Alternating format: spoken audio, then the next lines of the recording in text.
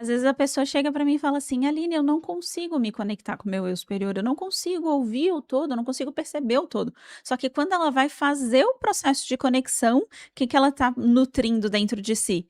Um monte de preocupação, um monte de: "Ah, meu Deus, eu tenho que fazer tal coisa, eu tenho que fazer tal coisa, eu tenho que fazer tal coisa, e se não der certo? Ai meu Deus, e se não der certo?".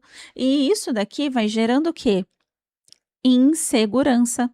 Vocês já ouviram falar insegurança. Vocês já ouviram falar que o medo é o oposto do amor? Medo é o oposto do amor. Insegurança gera o quê? Medo. Então, se você está o tempo todo preocupado, você está o tempo todo com medo. Onde há medo, não entra amor. Entende? Então o amor tem dificuldade de entrar em você. Por quê? Você tá com tanto medo do que o outro vai pensar de você, do que o outro vai achar, se você vai conseguir, se você não vai conseguir, se você vai passar vergonha, se você vai ser um fracasso, se você vai olhar pra você e vai pensar: "Meu Deus do céu, eu não dei conta, eu decepcionei as pessoas. Ai, meu Deus do céu, eu queria ir para o meu trabalho, mas eu acho que o meu chefe não gosta de mim, ai, eu acho que eu vou perder o meu emprego". Se você tá o tempo todo com medo, medo pertence ao quê? Ao eu sobrevivente e ao ego. Então, o medo impede você de chegar aonde? No amor, que pertence ao quê? Ao eu superior. Entende?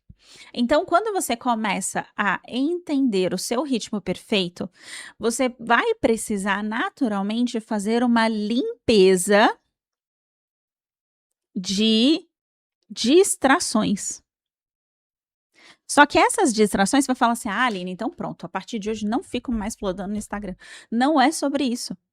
As distrações, elas são distrações que, em outras palavras, são ralos desnecessários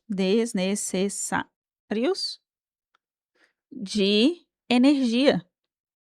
Não quer dizer que você não possa ter distrações. Quer dizer que você precisa entender onde estão os ralos desnecessários da sua energia.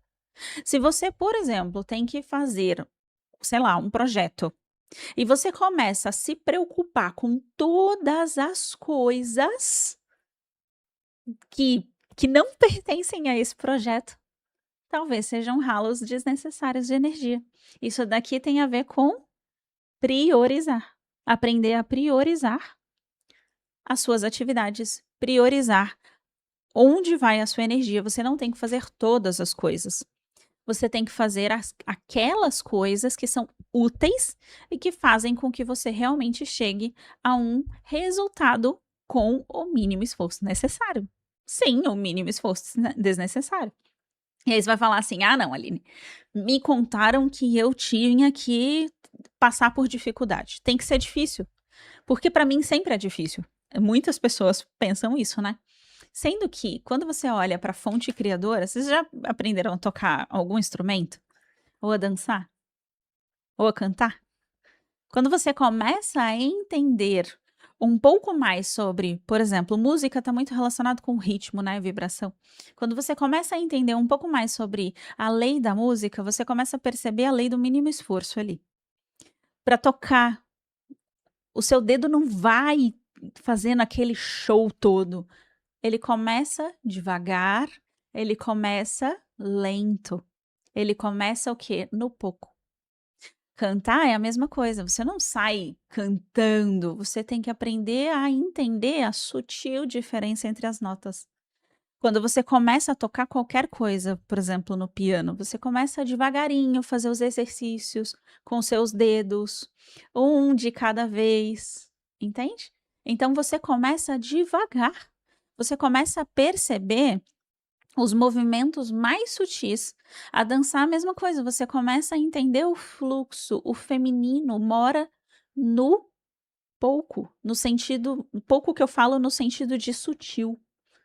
Ele mora no pequeno, no sutil, no profundo, naquilo que é mais sutil, que você começa a perceber o fluxo, a pequena diferença.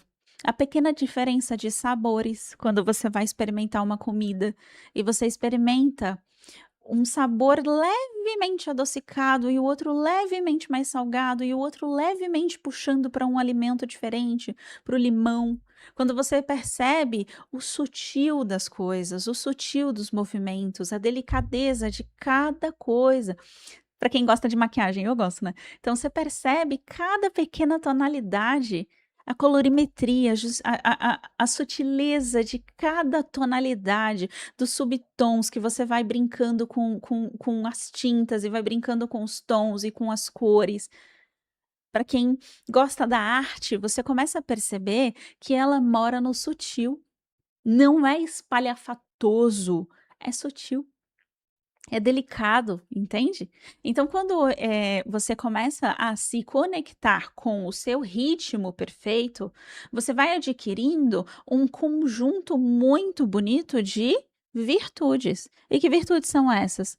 Paciência, delicadeza, você vai adquirir também sensibilidade, você vai opa, vocês não estão vendo, pronto, agora vocês vão adquirindo um conjunto muito bonito de virtudes. Vocês vão adquirindo essas virtudes que trazem também o cuidado, e tudo isso desacelera o seu ritmo. Você começa a naturalmente sair daquele lugar de: "Meu Deus, eu tô atrasada, eu tô devendo, as pessoas vão me cobrar", sei lá, Deus vai olhar para mim, vai falar: "Aline, você foi uma vergonha porque você se atrasou demais". Você sai desse lugar e começa a trazer para você uma paz tão grande de: "Eu tô no tempo certo, eu fiz o melhor que eu pude, e as pessoas estão no tempo certo". E você começa a perceber que as pessoas estão no tempo certo, que as coisas acontecem no seu ritmo correto e que não adianta você se matar, se sacrificar e você e você entrar em estado de sofrimento, de agonia, desespero, não adianta. Às vezes a pessoa faz isso pelo dinheiro, né, ela começa: "Meu Deus, escassez", o eu sobrevivente é muito desesperado. Começa: "Meu Deus, a escassez, a escassez, a escassez", e ela busca desesperadamente o dinheiro. Ela sai do quê? Do ritmo perfeito.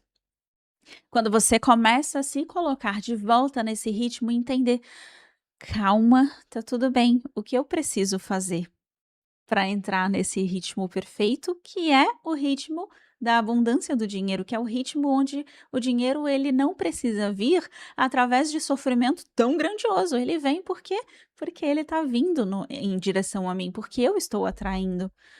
Aí você começa a não mais ter de ir lá e convencer as pessoas e falar e brigar com as pessoas.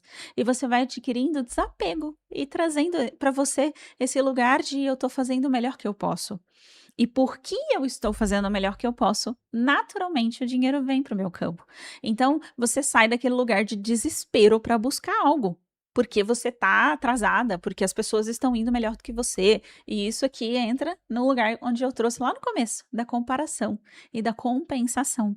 Compensação de alguém que não teve, por exemplo. Ah, e o fulano da minha ancestralidade não teve as oportunidades que eu tenho que aproveitar agora, eu tenho que fazer agora. Isso é muito comum quando tem gêmeos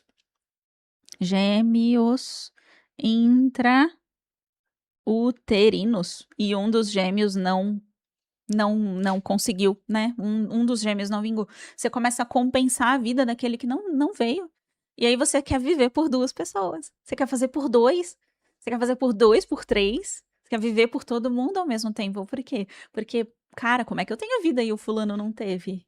E o fulano não conseguiu? Por que que eu tô aqui e fulano não? E aí você entra num lugar de compensação e comparação. Olha só como sei lá, o André, meu marido, pra quem não sabe, eu e o André somos casados. O André, imagina só: "Ai, ele tá indo tão bem, nossa, ele tá super evoluído, ele aprendeu um monte de coisa. Ah, eu tô atrasada, eu preciso correr também". Não, não se compara. Cada pessoa tem o seu ritmo perfeito. E quando você se desconecta do ritmo do outro, você começa a viver o seu ritmo perfeito. Deixa eu dar uma olhadinha nos comentários agora rapidinho antes da gente continuar, mas a gente ainda vai falar mais sobre a questão do tempo, tá? Então, olá, boa noite. Sou sua aluna, gratidão, estou amando as lives. Ah, que linda, Janaína. Um beijo gigante. Boa noite, pessoal que entrou. Boa noite, Maria. Boa noite, Fernanda. Boa noite, pessoal. Mulher, o André, mulher linda, socorro, gratidão, você aqui, boa noite, Fernanda, tudo bem? Que interessante, porque o medo e escassez também vibram na mesma frequência, 100 Hz, e ambos nos afastam do amor, exatamente. Tá vendo? Escassez é medo da falta, né? Então é por isso que a escassez vibra na mesma frequência do medo, porque em si é medo também.